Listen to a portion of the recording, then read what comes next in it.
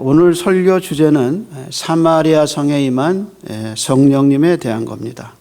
따라서 우리는 성령님에 대해서 알아야 본문이 해석됩니다. 마침 오늘이 맥추절이죠. 맥추절의 또 다른 이름은 칠칠절 혹은 오순절입니다. 6월절을 지내고 나서 50일이 되면 칠칠절, 다시 말해서 오순절이 오늘 맥추절입니다. 그런데 오순절 때 예루살렘에 성령님이 임하시거든요. 그 예루살렘에 임한 성령님이 지금 사마리아에 임했다. 그것이 오늘 설교의 주제입니다. 근데 예수님이 승천하시기 전에 제자들에게 성령에 대해서 이야기하셨어요. 요한복음 16장 17절에 이렇게 얘기하셨어요. 그러나 사실은 내가 떠나는 것이 너희에게 유익하다.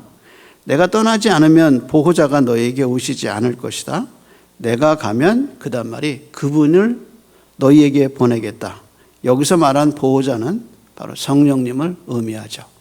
그러면 성령님은 오셔서 무슨 일을 하실까? 요한복음 16장 같은 장에서 13절에 예수님이 이렇게 얘기하셨어요. 성령이 오시면 무슨 일을 하느냐? 그러나 진리의 성령이 오시면 그분은 너희를 모든 진리 가운데로 인도하실 것이다. 그분은 자기 생각대로 말하지 않고 들은 것만 말씀 가운데 인도하실 것이다. 앞으로 일어날 일도 너희에게 말씀해 주실 것이다. 그분은 내가 말한 것을 받아 너희에게 알려줌으로 나를 영광스럽게 하실 것이다. 성령님이 오시면 어떤 일을 하시느냐? 진리를 알려주는데 예수님이 하신 말씀을 가지고 예수님이 누군가를 가르쳐 준다는 거예요. 성령이 하시는 일이 뭐냐? 예수님이 누군가, 예수님을 영화롭게 하는데 성령님이 일을 하신다는 거죠. 그래서 성령님이 오순절날, 맥추절날 오신 거예요. 그럼 오신 성령님은 이전의 성령님과 무슨 차이가 있을까? 오순절날 오신 성령님이 오셨는데 그 전에 구약시대에도 성령님이 계셨잖아요. 그 성령님과 오순절의 성령님은 두 가지 면에서 근본적인 차이가 있습니다. 첫 번째 차이는 오순절 이후에 오신 성령님은 우리 속에 영원토록 거하셔요. 그 전에 성령님은 어떻게 했냐? 삼손에게 임하셔서 힘을 주셨어요. 그리고 떠나셔요. 부살에게 지혜를 주셨어요. 그리고 지혜를 주고 그 일을 감당할 수 있도록 함께 하셨어요. 그러나 내주하시지는 않았어요. 그런데 오순절 성령님은 오순절날 이후, 맥추절날 이후에 오순절날 오신 성령님은 떠나지 아니하시고 우리 영혼 속에 들어오셔서 내주하셔요. 함께 하셔요. 언제까지? 세상 끝날까지. 그런데 그 예수님이 오신 성령님이 무슨 일을 하느냐? 내 속에 들어오셔서 진리를 가르쳐주고 예수님을 믿을 수 있게 하셨어요. 그게 성령의 역사죠. 그래서 오순절 성령의 차이는 우리 속에 오셔서 내주하셨다. 떠나지 않으셨다. 그게 이제 오순절 성령의 첫 번째 특색이에요. 두 번째 특색은 뭘까? 그 오신 성령님이 내가 죄인이라는 걸 가르쳐줘요. 다시 말해서 성화와 성결과 깊은 관계가 있어요. 그래서 성령님이 오셔서 내가 하나님 없이 살았던 내가 얼마나 죄인이었는가 성령님이 내 마음에 조명해 주셔서 내 속의 죄를 보게 하셔요. 그리고 이 죄를 어떻게 할까? 예수님의 보혈이 내 죄를 씻었다는 걸 알려주고 그 다음에 성령은 나를 점점 성화의 길로 인도해 주셔요. 그래서 누구 닮게 하시냐? 예수님 닮아가게 하셔요. 그게 오순절 성령의 특색이에요. 그래서요, 요한 웨슬레가 임종할 때 이런 고백을 했어요. 지성소에 가는 길은 예수 피밖에 없다. 그 하나님의 영원한 나라에 가는 길은 예수의 보배로운 피밖에 없다. 어떻게 알게 됐을까? 성령님이 오신 거예요. 그래서 내가 죄인이, 내가 무슨 죄인이냐 이랬던 사람이 진리를 듣고 예수를 믿게 되죠. 그래서 그 오순절날 오신 성령님이 지금 사도행전 8장에 오셨다는 거예요. 그래서 사도행전의 기록 순서가 사도행전 1장 8절에 예수님이 하신 말씀의 순서대로 이루어져요. 사도행전 1장 8절에 이렇게 얘기하죠. 오직 성령이 너희에게 임하시면 너희가 권능을 받고 예루살렘과 온 유대와 사마리아와 땅끝까지 이르러 내 증인이 되리라. 그러니까 예루살렘과 온 유대와 사마리아와 그 다음에 땅끝까지 이루어지는데 이 순서대로 사도행전이 이어져요. 예를 들어서 1장부터 7장까지는 복음이 예루살렘의 유대에만 머물러 있어요. 그러다가 8장에 박해가 일어나고 스데반이 죽고 그리고 복음이 어디로 가느냐? 사마리아로 넘어가죠. 사마리아로 넘어갈 때 누가 역사했느냐? 빌립이 쓰임 받아요. 그 다음에 이제 사도행전 13장에 가면 안디옥 교회가 세워지고 바울과 바나바가 선교사로 파송되면서 복음이 온 땅에 가면서 마지막 로마와 스페인으로 가는 과정이 이제 사도행전의 끝이 돼요. 그래서 예수님 말씀대로 순서가 정해져요. 그래서 이제 복음이 어디로 가느냐? 사도행전 8장에 빌립에 의해서 사마리아에 갔죠. 근데 이 사마리아에 가면서 두 가지 해석의 난제가 있다고 말씀드렸어요. 그 첫 번째 난제는 마술사 시몬의 구원이 진짜 구원이냐? 성경은 말하기를 아니다. 시몬은 구원받은 것이 아니다 라고 얘기하죠. 그래서 믿고 세례를 받았고 빌립을 따라다니면서 표적의 역사를 봤는데 베드로가 보니까 시몬은 구원받은 게 아니에요. 그래서 네가 네 돈과 함께 망할지어다. 네가 회개해라 하고 얘기하죠. 정말 구원받았나?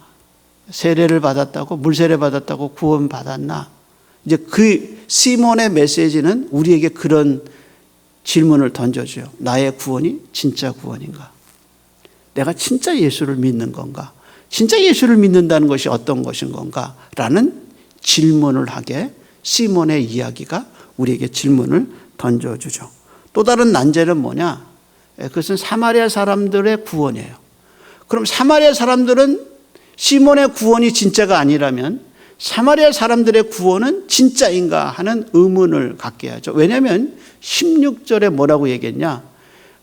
아직 주 예수의 이름으로 세례를 받았는데 한 사람도 성령이 오지 임하시지 않았다라고 얘기하죠. 그래서 이렇게 얘기했습니다. 이는 아직 한 사람에게도 성령 내리신 일이 없고 오직 주 예수의 이름으로 세례만 받을 뿐이더라.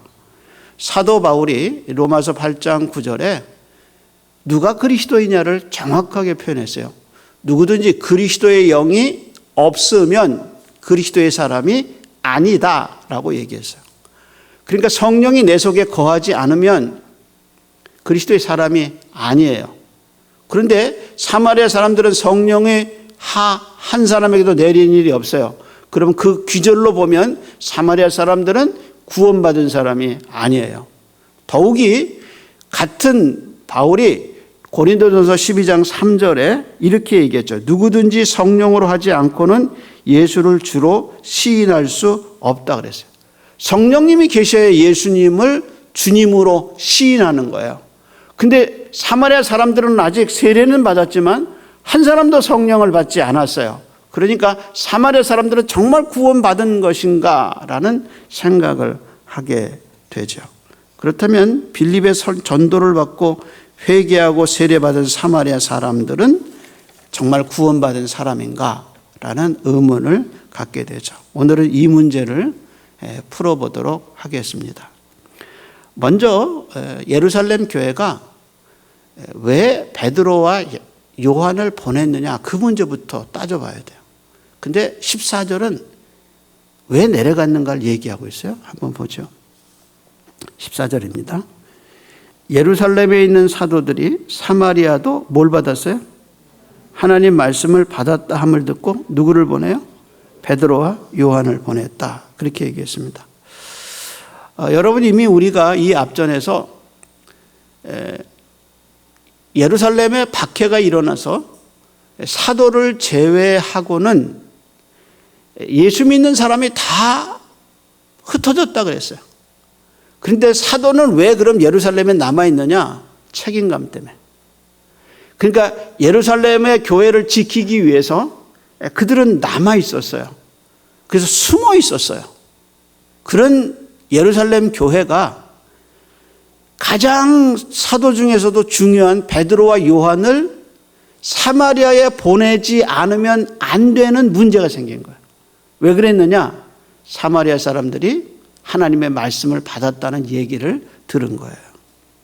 그래서 다른 사람을 보낼 수가 없이 사도 중에서 가장 중요한 사람인 리더급인 베드로와 요한을 사마리아에 보냈다는 것은 이 사건의 중요성을 우리가 알 수 있다는 거예요. 더욱이요, 사도 요한 같은 경우는 사마리아 성에 대한 편견이 있었어요. 누가복음 9장에 보면 예수님이 승천할 때가 돼서 예루살렘에 가시고 있었어요. 그래서 제자들을 보내면서 사마리아에 미리 가서 복음을 전하게 하셨는데 사마리아 사람이 거절해요. 그래서 예수님이 자기네 마을을 지나가지 못하게 예수님이 들어오지 않게 막았어요. 그때 그 장면에서 요한이 분노하면서 예수님께 이렇게 얘기해요. 주님, 우리에게 명하사 하늘에서 불을 떨어뜨려 저들을 멸망하게 할까요? 라고 예수님께 질문해요. 이 말은 사마리아가 그만큼 유대인을 싫어했다는 거예요. 유대인도 사마리아 사람들을 싫어했다는 거예요. 그랬던 사도 요한이 지금 사마리아의 예루살렘 교회의 대표가 돼서 내려가게 됐다는 거예요. 그것이 참 놀라운 거죠. 왜 내려갔느냐? 사마리아 교회가 하나님의 말씀을 받았다 함이라. 그래서 내려간 거예요. 근데 누가는 지금 이 사마리아 사람들이 하나님을 말씀을 받았다는 이 표현을 한 번 더 써요. 언제 쓰느냐? 사도행전 11장 1절에 써요. 뭐라고 얘기하냐면 이렇게 얘기했어요. 유대에 있는 사도들과 형제들이 이방인도 그 다음 말이 뭐냐면 하나님의 말씀을 받았다 함을 들었다 이렇게 얘기했어요. 그 이방인이 누구냐? 사도행전 10장의 고넬료와 그의 친척들 친구들이에요. 그러니까 사도행전 10장이 뭐냐? 로마인으로서 최초로 성령을 받은 사람이 누구냐? 고넬료예요. 그의 가족들과 그의 친척과 친구들이에요. 그러니까 오순절 성령이 사도행전 2장에 내려왔는데 그 오순절 성령이 내린 것과 비슷하게 고넬료 가정에 하나님의 성령이 내려오셨어요. 근데 그걸 뭐라고 표현하느냐? 사도행전 11장 1절에 이방인이 하나님의 말씀을 받았다라는 말로 표현했다는 거예요. 그런데 그 하나님의 말씀을 받았다는 그 표현력이 사도행전 8장에 사마리아 사람들에게 그대로 임했다는 거예요. 그래서 누가 그걸 확인하러 내려갔냐? 직접 내려간 사람이 베드로와 요한이다. 그렇게 지금 흐름이 그렇게 되고 있어요. 우리의 구원이 어떻게 일어나느냐? 처음에 이상하게 말씀을 들어요. 거짓말 같고 비이성적이고 자연적이지 않은 예수님의 말씀이 어느 날 듣는데 그게 믿어져요. 그래서 믿음은 들음에서 나고 들음은 예수 그리스도의 말씀에서 난다는 말씀처럼 예수님이 십자가에서 내 죄를 위해서 죽었다는 그 거짓말 같은 얘기가 예수님이 죽은 자 가운데서 살아났다는 그 거짓말 같은 얘기가 인간이 육체를 입고 있는 인간이 하늘에 그대로 승천하고 예수님이 나를 위해서 기도하고 있다는 그 거짓말 같은 얘기가 믿어져요. 왜 믿어지느냐? 성령님이 내 속에 들어오셔서 그 말씀을 믿어지게 하셔요. 그래서 예수님이 요한복음 16장에서 말씀하셨잖아요. 그는 내 것을 가지고 너희에게 알려주고 나를 영화롭게 하리라. 그러니까 성령님이 오셔서 내가 그 말씀을 듣는 그 말을 믿어지게 하신 사건이 뭐냐? 그게 구원 사건이에요. 구원 사건. 그래서 베드로와 요한이 하나님의 말씀을 사마리아 사람이 받았다는 말을 듣고 들어가서 봤는데 이 사람들이 정말 하나님의 말씀을 받지 않았다면 고쳤을 거예요. 다른 교훈을 말했을 거예요. 근데 다른 설교했다는 기록이 없어요. 왜냐하면 그들이 하나님 말씀 받은 게 사실이기 때문에. 그래서 누가는 고넬료의 가정에 성령이 임해서 그들이 구원받은 사건을 그들이 이방인이 하나님의 말씀을 받았다는 말과 사마리아 사람들이 하나님의 말씀을 받았다는 말을 나란히 비교하면서 이 사마리아 사람의 구원이 진짜였다는 사실을 우리에게 증명하고 있는 거예요.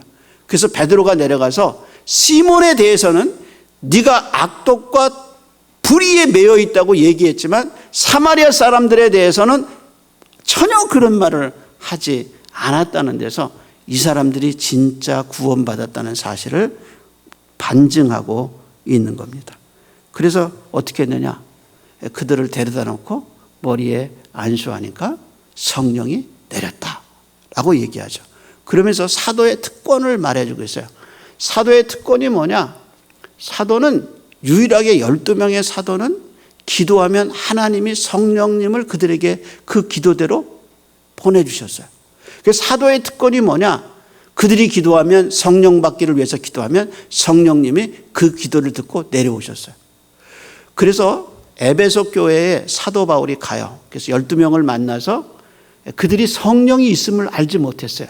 그래서 바울이 기도하니까 성령님이 12사도에게 12명의 에베소 제자에게 내려오셨어요. 그것이 바울이 사도라는 사실을 증명하는 또 다른 예가 되는 거예요. 그래서 사도의 특권은 기도할 때 성령님이 그들에게 내려오는 거예요. 그래서 성령님이 그들에게 내려왔는데 문제는 16절이에요. 16절에 뭐라고 그랬나 한번 보세요. 이렇게 얘기하죠. 이는 아직 한 사람에게도 성령 내리신 일이 없고 오직 주 예수의 이름으로만 세례 받을 뿐이더라. 아니 그러니까 이 사람들은 성령 없이 아직 성령이 없는데 예수를 믿게 된 거예요. 자, 그럼 이걸 어떻게 해석할 거냐? 분명히 로마서 8장 9절에 누구든지 그리스도의 영이 없으면 그리스도의 사람이 아니다 그랬어요. 고린도전서 12장 3절에 누구든지 성령이 아니고선 예수를 주라 할 수 없다 그랬어요. 그러면 이 사람들이 성령이 없는데 어떻게 예수님을 믿게 됐느냐 하는 것이 지금 이 해석의 난제란 말이야. 여기에 대해서 세 가지 해석이 있어요. 첫째 해석은 이것이 두 번째 축복이라고 주장하는 사람이에요. 그럼 첫 번째 축복은 뭐냐? 중생한 거, 구원받은 것은 첫 번째 축복이라는 거예요. 근데 이 사람은 아직 중생하기는 했지만 성령 세례는 받지 않았다. 그런데 성령 세례를 사제가 기도할 때, 사도가 기도할 때 성령 세례를 받았듯이 목사나 신부가 기도할 때 성령 세례가 내려왔다 하고 두 번째 축복의 주역을 사제나 목사에게 둬요. 이것이 이제 천주교가 주장하는 거죠. 그래서 구원은 구원받고 두 번째 축복은 성령 세례를 받아야 된다. 이렇게 얘기하는 사람. 그 예가 뭐냐? 사마리아 사람이라는 거예요. 이 사람들이 중생했어요. 근데 사도가 기도하니까 성령 받았어요. 그러니까 첫 번째 축복과 두 번째 축복, 구원과 성령 세례가 따로 있다. 이렇게 주장하는 것이 첫 번째 해석이에요.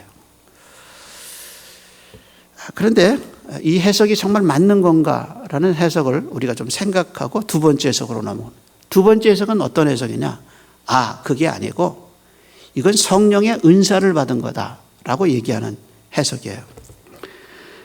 사마리아 사람들이 성령을 받았다는 말은 성령의 은사를 받았다는 말이다. 이 해석은 이미 사마리아 사람들에게 성령을 받았는데 베드로와 요한이 가서 성령이 기도할 때 성령의 은사가 발출됐다. 예를 들어서 방언이 터졌다. 하나님을 높였다. 그리고 외국말을 하기 시작하고 그들이 은사가 나타났다라고 주장하는 거죠. 이런 주장은 사마리아 사람들이 이미 양자의 영을 받았는데 그래서 중생했는데 베드로와 요한이 내려와 안수하면서 그들에게 성령의 스페셜 아주 특별한 역사가 나타났다라고 개혁자들 중에 이야기하는 분들이 있어요. 그런데요, 이게 문제가 뭐냐면 아무리 뒤집고 봐도 성령의 은사를 받았다는 말이 없어요. 그리고 방언을 했다는 말도 없고요. 오순절날 성령이 오셨을 때는 그들이 외국말을 했고 하나님을 높였어요. 그런데 지금 여기서는 그냥 성령을 받았다 그랬지 은사를 받았다는 말이 표출됐다는 말이 없어요. 그래서 이 해석은 부자연스러워요. 그러면 세 번째 해석은 뭐냐? 이건 사마리아의 특수성 때문에 그렇다는 거예요. 예를 들어서 사마리아 유대인은 오랫동안 반목해 왔어요. 그래서 유대인들은 사마리아 땅이 더러운 땅이라고 해서 밟지도 않았어요. 돌아다녔어요. 돌아서 사마리아 땅을 돌아서 예루살렘을 갔어요. 그리고 사마리아 사람들도 유대인을 싫어했어요. 그래서 예수님이 오셨을 때 예수님이 사마리아를 지나가지 못하게 했어요. 그런 사마리아 사람들에게 빌립이 내려가서 그리스도를 전하고 그들이 복음을 믿게 됐어요. 그런데 이게 이제 그다음 말이 중요한 거예요. 그런데 하나님이 빌립을 통해서 성령을 그들에게 부어주시지 않았어요.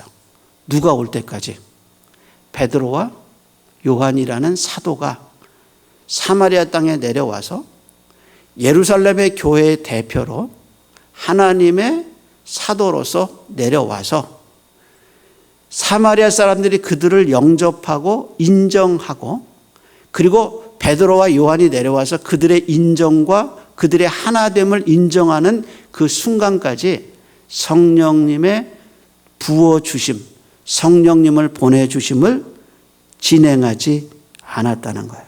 그러니까 성경 역사에서 중생과 성령이 오시는 사건이 시간차로 벌어져 있는 사건은 이게 유일한 사건이에요. 이해하시겠어요? 그럼 우리의 중생은 어떻게 일어나느냐? 우리의 중생은 누구라도 예외 없이 하나님의 말씀을 들을 때 성령님이 내 속에 들어오셔서 그 말씀을 이해할 수 없는 암흑 가운데 있던 나에게 예수 그리스도 안에 있는 그 하나님의 창조의 빛을 비춰줘서 내가 죄인이라는 걸 알고 하나님의 말씀이 믿어질 수 있도록 성령님이 내 속에 들어오셔야 돼. 성령이 내 속에 들어오시는 사건이 뭐냐? 이게 오순절 사건이에요. 그래서 오순절 이후에 누구든지 하나님의 말씀을 깨닫고 자기가 죄인이라는 것을 아는 사건은 성령님이 내 속에 인으로 들어오셔야 돼. 이게 뭐냐? 성령 세례. 그래서 성령님이 내오셔서 내게 들어오시니 성령 세례 사건이 내 구원을 이루는 구원 사건과 성령 세례 사건이 같이 가. 이게 같이 가는 거예요. 그래서 성령 세례를 받은 나는 구원을 받고 구원받은 내가 살아가면서 내가 죄가 너무 많이 생각나는 거예요. 이 죄를 어떻게 알아? 내가 이렇게 더러운가? 죄를 깨닫고는 어떻게 하냐? 예수님의 성품을 닮아가기 위해서 끊임없이 성령의 충만을 가해. 그래서 술 취하지 말라. 이는 방탕한 것이니 성령의 충만을 구하라. 그래서 날마다 성령 세례 받은 사람은 성령의 충만함을 강구하는 거예요. 그래서 성령 속에 콕 들어갔다가 성령과 함께 걸어가는 삶을. 그래서 오순절 성령의 특색이 뭐냐? 성결과 관계 있고 성화와 관계 있단 말이에요. 그래서 그 성령님을 통해서 내가 예수님의 모습을 점점 성품을 닮아가는 성령 충만을 강구하게 되죠. 그래서 개혁주의는 딱 두 가지예요. 성령 세례가 구원 사건이고 성령 충만을 구하는 성령 세례와 성령 충만 두 가지. 근데 오순절 계통의 사람들은 구원을 얘기하고 성령 세례를 얘기하고 그다음에 성령 세례가 충만해요. 어떤 사람은 구원받을 때 성령의 일부분을 받고 성령 세례 받을 때 성령의 온전함을 받고 하고 성령의 분량을 나누는 사람들도 있어요. 그래서 오순절에 성령이 오셔서 오순절날 이후에 딱 한 군데, 딱 한 장소에서 중생의 사건과 성령이 내려오시는 사건의 시간차가 벌어진 사건이 뭔가? 그것이 오순절 성령 사건이에요. 지금 이 사마리아의 사건이에요.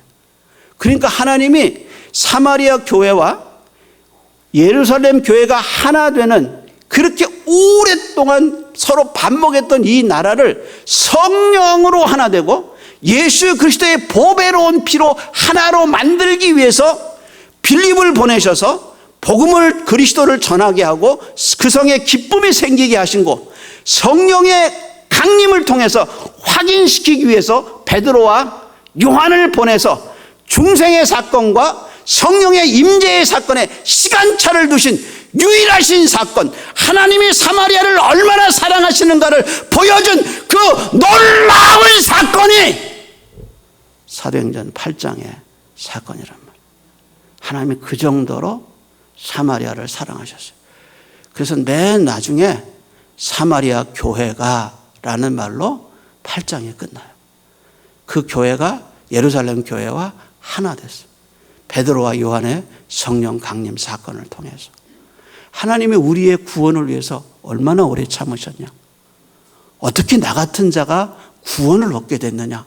어떻게 성경의 진리라는 걸 믿게 되고 예수님의 그 보배로운 피가 내 죄를 씻었다고 내가 부활할 거라는 그 부활의 확신을 어떻게 내가 갖게 됐느냐? 지성이 아니고 내 마음이 아니고 성령이 내 속에 들어오신 사건, 그게 바로 오순절 사건이고 사마리아 성에 임한 사건이에요. 하나님은 우리를 그만큼 사랑하십니다. 그래서 이 사건의 맨 마지막은 어떻게 되느냐? 그걸 어떻게 증명할 수 있느냐? 25절이 증명해요. 한번 볼까요? 맨 마지막에 끝날 때 이렇게 끝나죠. 두 사도가 주의 말씀을 증언하여 말한 후 예루살렘에 돌아갈 때 그 다음 말이 뭐죠? 사마리아의 여러 마을에서 복음을 전하니라. 그러니까 사마리아의 복음은 누가 시작했냐? 빌립이 시작했어요. 근데 완성은 누가 했느냐? 베드로와 요한이 했어요. 그래서 사도의 권위로 이 예루살렘 교회가 예루살렘 교회와 사마리아 교회의 하나됨을 선포하고 있는 거예요. 그 정도로 사마리아 땅에 하나님의 사랑이 임했다는 사실입니다.